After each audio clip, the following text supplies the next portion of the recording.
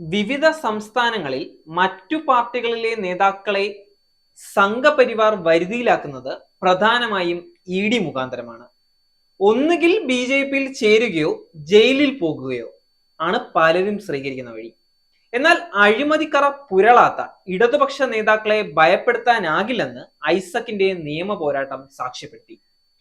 CBI, enforcement directorate, ആദായ നികുതി വകുപ്പ്, CAG തുടങ്ങിയ ഏജൻസികളെയും ഗവർണർമാരെയും കരുക്കളാക്കി പ്രതിപക്ഷം ഭരിക്കുന്ന സംസ്ഥാനങ്ങളിൽ കേന്ദ്രം പിന്തുടരുന്ന ജനാധിപത്യ വിരുദ്ധ നടപടികൾക്കും അട്ടിമറി നീക്കങ്ങൾക്കും വ്യാഴാഴ്ചത്തെ ഹൈക്കോടതി നിരീക്ഷണം കനത്ത പ്രഹരമാണ്. കിഫ്ബിക്കും ധനമന്ത്രിയായിരുന്ന തോമസ് ഐസക്കിനും അയച്ച ED സമൻസ് നിലനിൽക്കില്ലെന്ന് വ്യക്തമാക്കിയതിനെ തുടർന്ന് പിൻവലിക്കേണ്ടിയും വന്നു. തുടർച്ചയായ ഭീഷണി സമൻസുകളിലൂടെ കിഫ്ബി പ്രവർത്തനം താറുമാറാക്കാനുള്ള ശ്രമമാണ് വിഫലമായത്. ഹർജിക്കാരുടെ സ്വകാര്യ വിവരങ്ങൾ തേടിയത് അനാവശ്യമായിരുന്നെന്ന് നിരീക്ഷിച്ച കോടതി വ്യക്തമായ കാരണങ്ങളില്ലാതെ സമൻസ് നൽകരുതെന്നും ചുറ്റിത്തിരിഞ്ഞുള്ള അന്വേഷണം അരുതെന്നും നിർദ്ദേശിച്ചിട്ടുണ്ട്. മസാല ബോണ്ട് ഇറക്കിയതിൽ വിദേശ നാണയ വിനിമയ നിയമ ലംഘനം ആരോപിച്ചാണ് കിഫ്ബിക്കും ഐസക്കിനും സമൻസ് അയച്ചത്. അത് ചോദ്യം ചെയ്ത് നൽകിയ ഹർജിയിലാണ് സിംഗിൾ ബെഞ്ചിന്റെ ഇടപെടൽ ഉണ്ടായത്. തുടർന്ന് സമൻസുകൾ പിൻവലിക്കാമെന്ന് ഇഡിക്ക് വേണ്ടി ഹാജരായ അഡീഷണൽ സോളിസിറ്റർ ജനറൽ അറിയിച്ച് കോടതി രേഖപ്പെടുത്തിയിട്ടുമുണ്ട്. രാഷ്ട്രീയ വിമർശകരെ ഭയപ്പെടുത്തി നിശബ്ദമാക്കാമെന്ന ലക്ഷ്യത്തോടെ മോദി ഭരണം ഒരുക്കി നിർത്തിയ ഏജൻസികൾക്ക് ഏൽക്കുന്ന തിരിച്ചടികളിൽ അവസാനത്തേതാകാൻ വഴിയില്ല മസാല ബോണ്ട് വിധി. ഇഡിക്ക് അനാവശ്യ അന്വേഷണത്തിന് അവകാശമില്ലെന്നും ന്യായമായ കാര്യങ്ങളിലെ അതിൽ പുറപ്പെടുപ്പിക്കാവൂ എന്നുമുള്ള മുന്നറിയിപ്പ് ബന്ധപ്പെട്ടവരുടെ കണ്ണു തുറപ്പിക്കേണ്ട ഒന്ന് തന്നെയാണ്.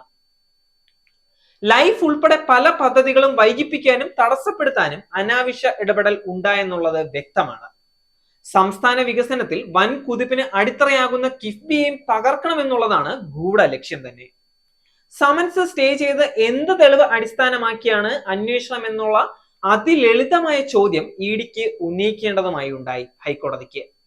1.5 വർഷമായി ആ ആരായലിന് ഉചിതമായ ഉത്തരം നൽകാൻ കഴിഞ്ഞിട്ടുമില്ല. അന്വേഷണം വലിച്ചു നീട്ടി മികച്ച ധനസ്ഥാപനത്തെ തകർക്കാനായിരുന്നു പരിശ്രമങ്ങൾ മുഴുവനും.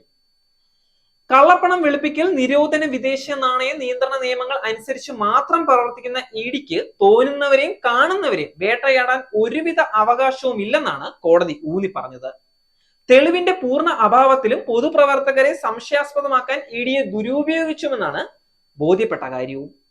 കള്ളപ്പണവാദം നിലനിൽക്കില്ലെന്ന് തിരിച്ചറിഞ്ഞാണ് ഫെമ ലംഘനം എന്ന കളത്തിലേക്ക് മാറി ചവിട്ടിയിരിക്കുന്നത്. മസാല ബോണ്ട് ഇറക്കാൻ സംസ്ഥാന ഏജൻസിക്ക് അനുവാദമില്ലെന്നായിരുന്നു ഇഡിയുടെ പ്രധാന വാദങ്ങളിലൊന്ന്. ഫെമ നിയമം പരിശോധിക്കേണ്ട ഏജൻസി റിസർവ് ബാങ്ക് ആണെന്ന് ഐസക്ക് ധരിപ്പിച്ചു. മസാല ബോണ്ട് ഇറക്കാൻ റിസർവ് ബാങ്ക് അനുമതി നൽകിയത് കോടതി അംഗീകരിക്കുകയും ചെയ്തു. ബാങ്കിന്റെ മൊഴി കൂടി രേഖപ്പെടുത്തിയപ്പോഴേക്കും കേസ് ആവിയായി മാറിയ കാര്യമാണ്.